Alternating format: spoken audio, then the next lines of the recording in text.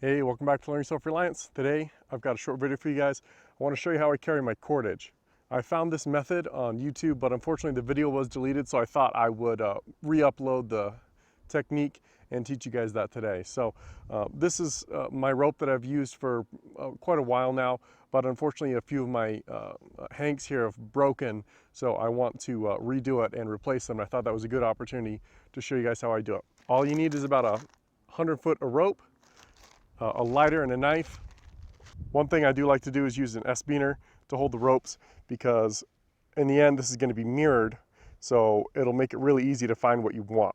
One of the nice parts about this technique is that you have all these different ropes in pre-cut sizes. If you cut the rope to the size that you want when you need it, then you end up with these kind of odd sized ropes. But this makes it really easy. You'll end up with 3, 6, 12, and 25 foots in length, and it'll make it, it's just so easy to see which one you want, to unhook it and use it as you need it, just like that. First thing we're going to do is cut this 100 foot down to size. We're going to cut it in half to begin with, and that will make it a lot easier to work with. Rather than this huge 100 foot, we're going to end up with just a 50 foot.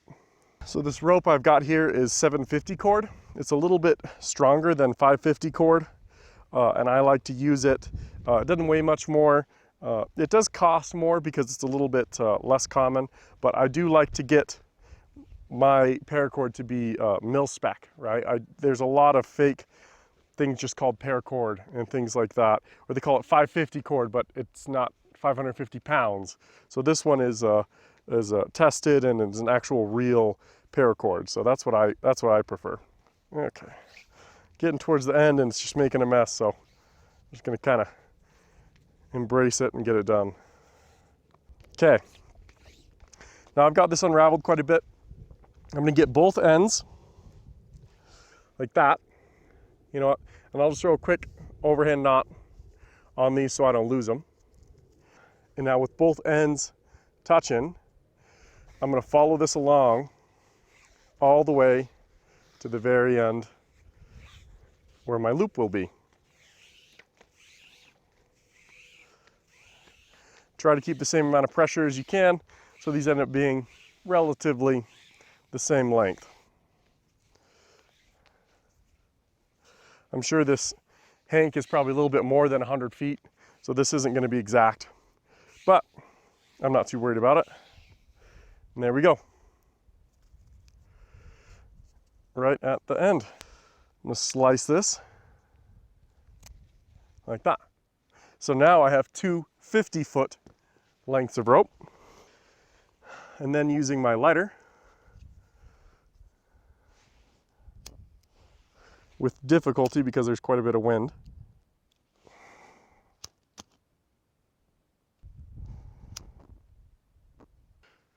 those aren't pretty, but they are functional.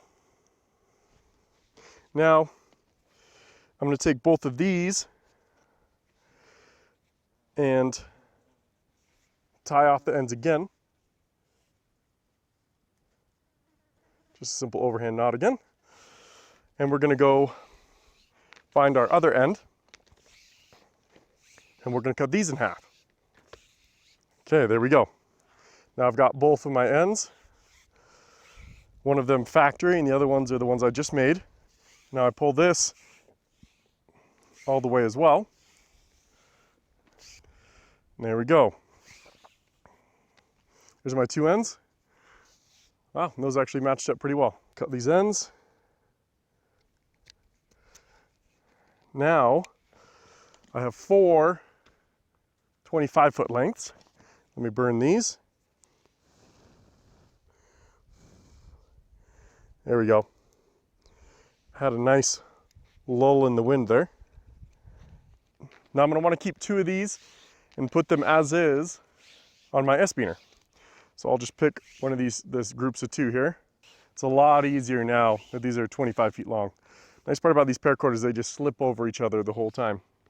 So I'm going to take my old paracord off because I'm going to be replacing the whole thing. There's another shot of that S-beaner. This is a number 4. Okay, now I'm going to take one of these and I'm going to loop it up in about about 1 foot lengths. So one thing I'm going to do is I'm going to twist and untwist, put my hand underneath here as I roll this up. It'll make it a lot easier to pull it apart later. Twist one to the right, and then I twist one to the left underneath. Right, see how it goes over top of my wrist like that? That's going to make it so it'll untie a bit easier later. And I'm going to wrap up the whole thing and then leave my ends hanging down like that. And I'm going to tie a knot in the middle, keeping all of my loops together. Pull those loops through the middle. And then kind of tension everything down a little bit. And there's my 25-foot length. So this is good for like a ridge line or for your tarp or something like that, right? With your tent or maybe hanging a clothesline or something like that. 25-foot length on the S-beaner, like that. Do this one outside and kind of under. Try to preempt those turns. When you're unraveling this, if you loop it around your arm or something like that, you put all of it on in one direction. So then when you try to pull it straight out, it's a corkscrew. And it tries to bind on itself. So if you kind of do the opposite of a corkscrew, zigzag your way through, it will unravel straight next time you try to use it. Mostly. It's not perfect. Okay, and I'm going to put this one on the other side. So now I've got parallel 25s. Like that. Okay, we're back with my other 25s again. Pull them all the way through.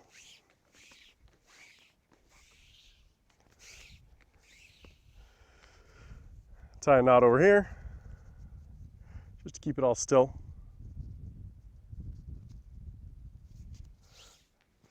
And now, I'm going to find both of my knot ends.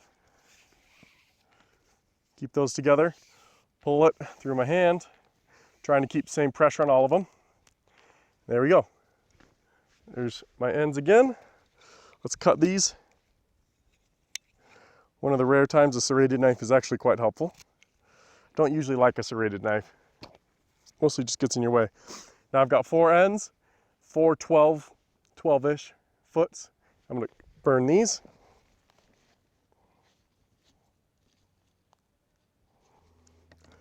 There we go.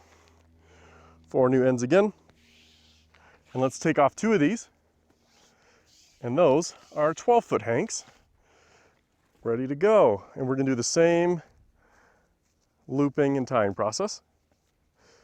This one's also good for ridge lines and things like that. I also find it to be good for like a tie down of a corner if you kind of have to pull one of the corners really far, something like that.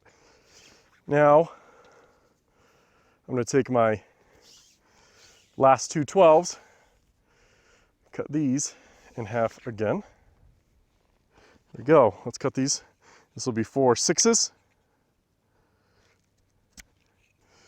I'm going to set 2 of these aside. Next 2, I'm going to tie on.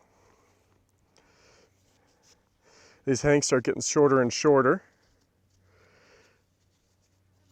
but they are much easier to tie, which is nice. Okay, now we've only got 2 6s left. We're going to cut those into 4 3s and be done. And those are really good for more short tie downs, tying gear up, tying a couple of sticks together, things like that. Probably good for like traps and things as well. There we go. And these ones you kind of just loop once, 1.5 times, something like that. Tie them off.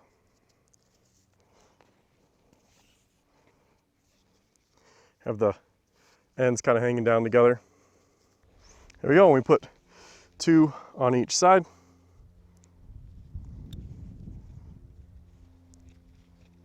Like that.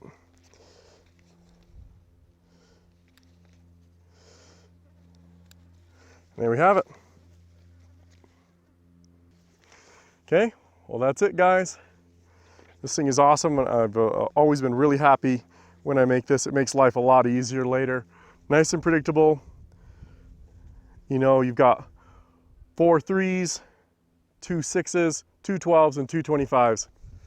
And if you don't think you need the second 25, I guess you could probably break that down into probably 12s.